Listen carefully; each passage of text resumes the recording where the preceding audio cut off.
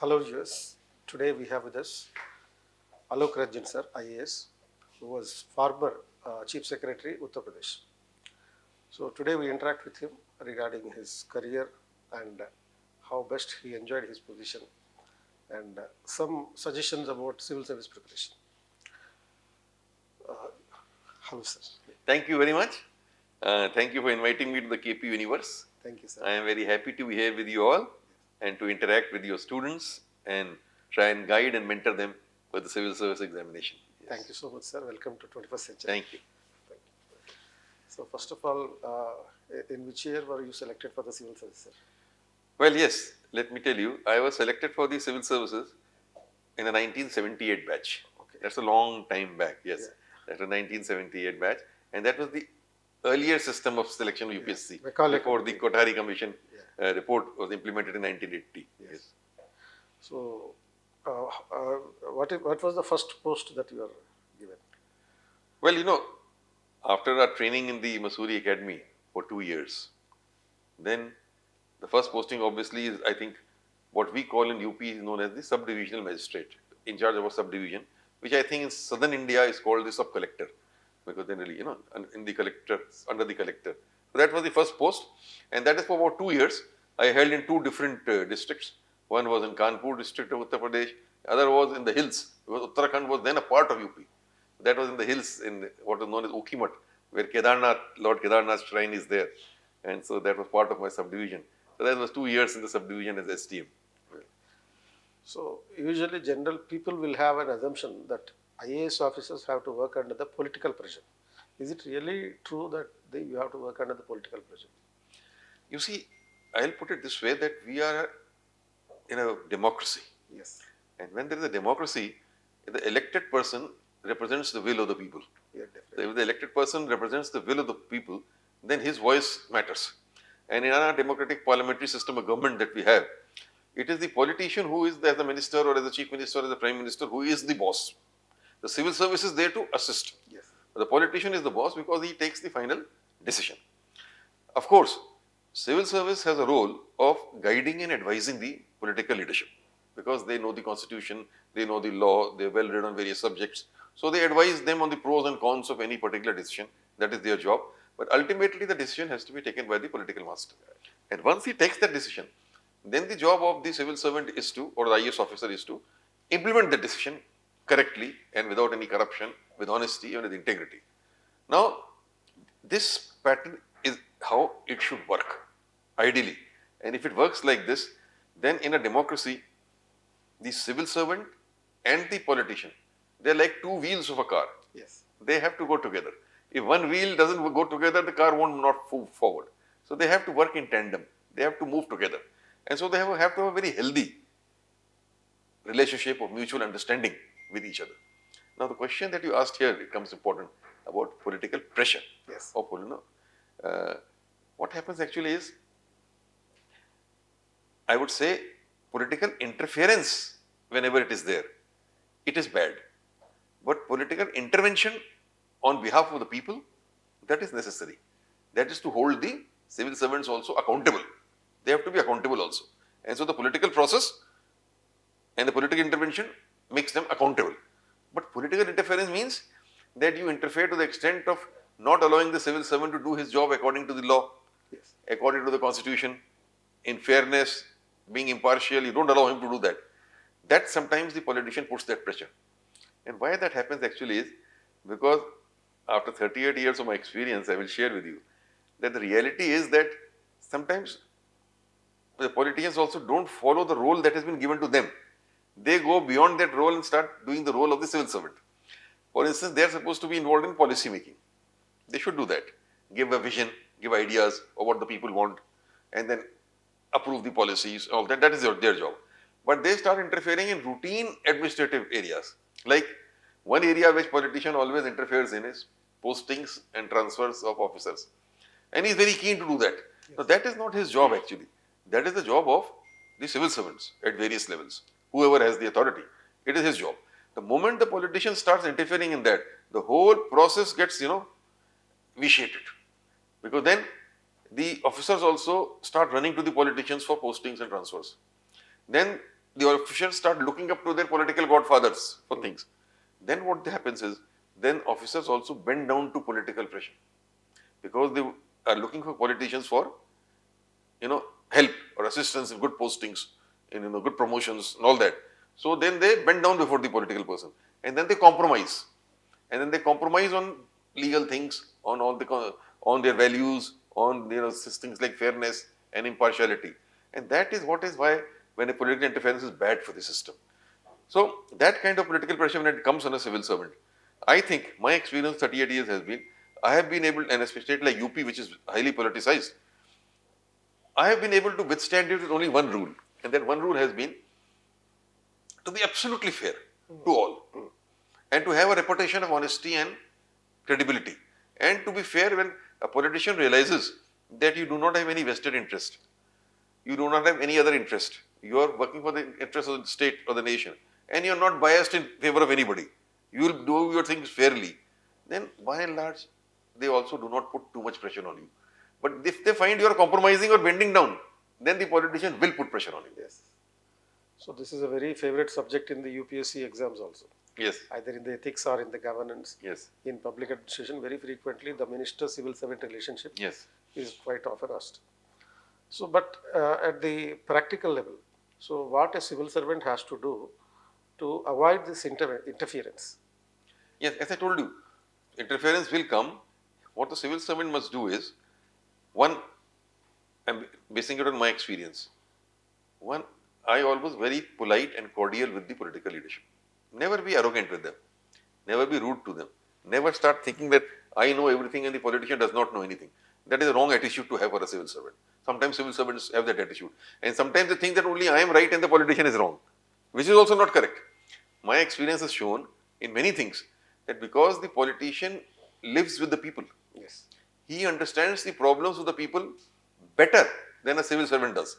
Because civil servant is basing his knowledge on books he has read, constitution he has read, on some data and reports which are coming to him. He is not interacted with people as much as the politician has. So there should be an attitude of respect. That is what I kept to the politician. At the same time, when a politician, if he ever asks a civil servant to do something wrong, there are two ways of handling it. One is, again, you should not react by saying I will not do it, but you should tell him why you cannot do it, why it is not correct, why it is against the law, or why it is unfair practice, and that you cannot do it, this will not be correct. This you must tell. That is the way to tackle them, the politician. If you tell them, it is my experience that 90% of the politicians, they then withdraw. They will not pressurize you. They are also very mature people. They will not pressurize you to do something if you tell them. Like I have worked with so many chief ministers in UP. Whenever I told my chief minister something, and he almost 100% they agreed with what I said. They did not pressurize. But as I said again, the wrong way of tackling a politician is that if you bend down before what he's saying, in your own personal interest, to get my promotion or get a posting or anything, then you are in a problem. Because then the politician, because he knows his power, he is aware of it, he will pressurize you and pressurize you on wrong things. And once you have bent down and you do a thing wrong once, compromising, then you are forced to compromise again and again. And then that's the wrong thing to happen. And the worst thing to happen is, where there is a politician civil servant nexus in corruption. That is the worst. Right. When the people talk about it, that there is some corruption, corruption cannot happen by politician alone. Corruption happens when a politician is supported by the civil servant.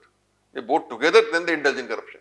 So if there is this nexus between the two, that is a very dangerous thing for society and a very dangerous thing for governance. That should be avoided. So in a nutshell, I would say that if you are fair, impartial, straightforward and correct, and you with a lot of politeness and respect, you tell your viewpoint to the political establishment, by and large you will not get into any kind of trouble.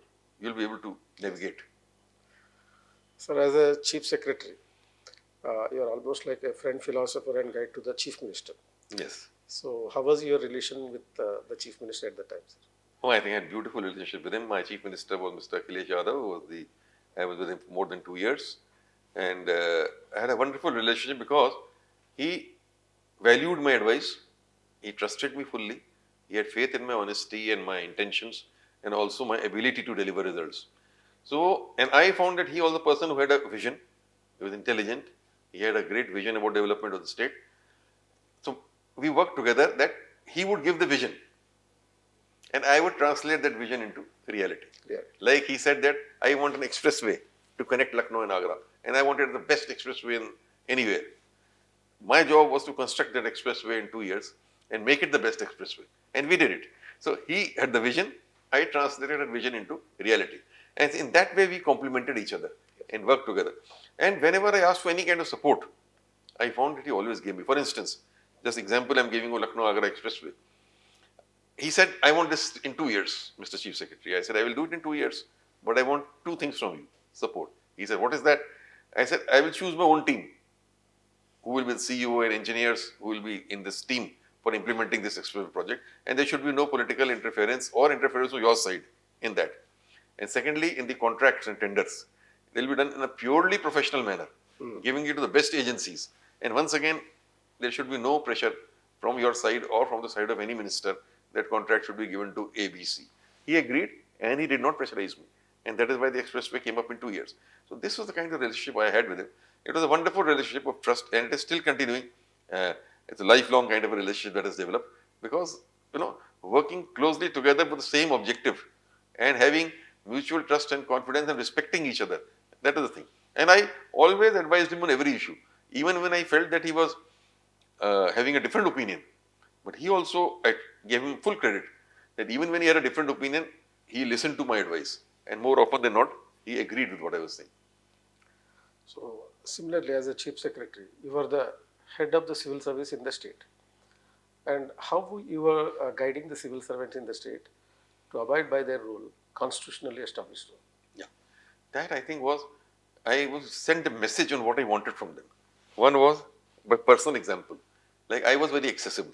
Even as Chief Secretary, I used to give 1 hour every day to meet the people. Then I sent a message to them also, that you also meet people for 1 to 2 hours every day to solve their grievances in a positive manner. Like I was taking decisions and being positive. So I was sending message down to them that what I want from you is take decisions, be positive. I was giving a certain example of honesty and integrity. I was sending that message down to them. So I was sending them messages with my own conduct. And then by monitoring and then calling them for meetings and they're talking to them, discussing them, allowing them to speak, allowing them to participate, I was making them realize that they are part of the team. So what I did actually in UP as Chief Secretary was to build a team. And the team was motivated. And that motivated team, they worked together, for the development of the state. And that is why, I don't want to say it myself to indulge in self-praise, but people do say that in those 2.5 years, maximum development in UP happened. And finally, sir, if there is any one particular incident that you want to share with this nation, that you have made brought some change in the administration, Yeah. are there any such memorable incidents? No, there are not one, but there are many memorable incidents. Like I mentioned this itself.